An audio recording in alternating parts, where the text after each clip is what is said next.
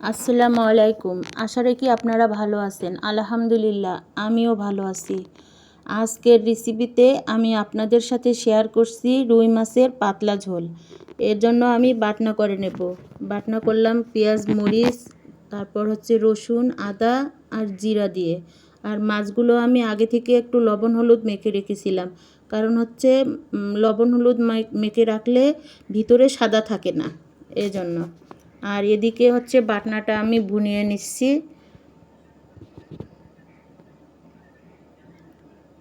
এখন একটু পানি দিয়ে দিব। এভাবে রান্না করলে অনেক স্বাদ লাগে। মাছগুলো দিয়ে দিলাম, এখন একটু পানি দিয়ে দিব।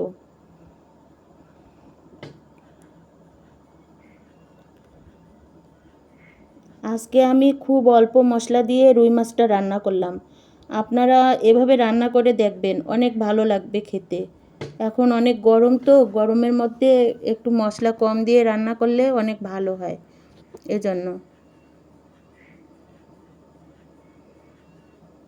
মাছ রান্নাটা আমার হয়ে গেছে। এখন আমি একটু পরিবেশন করে দেখাবো আপনাদেরকে মাছের ঝোলটা কেমন হয়েছে।